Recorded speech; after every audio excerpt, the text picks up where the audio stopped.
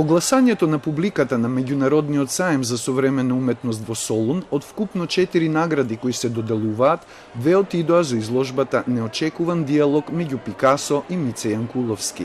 Нашиот сликар, колекционер и директор на галеријата Остен за црните платна во акрил од циклусот Форма 3, на кои светлината доловува различни подвижни прикази, ја освои наградата Ел Греко за најдобар автор.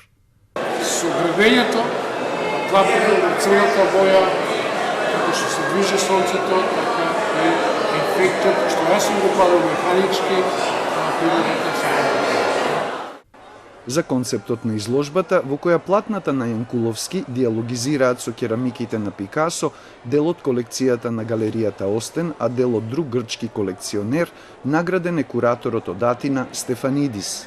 We have a very strong artist from the house of Balkans. We have a very strong artist from Spain and Paris. And we have this juxtaposition and also relationship.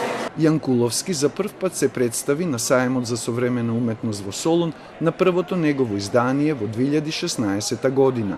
We started to work together. It is the first was slowly. This is normalizing. The third will be boom. Understand? Yes. I hope that we must push each other and together we can do big projects.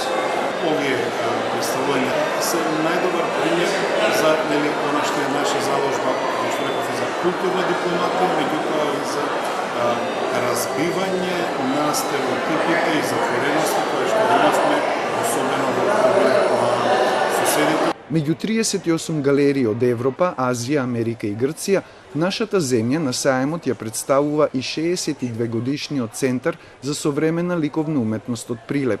Тие презентираат дела од тројца грчки уметници, меѓу кои е заслужниот за збирката на Музеот на современа уметност во Скопје по земјотресот Јанис Гаитис и српскиот автор Зоран Ивановиќ.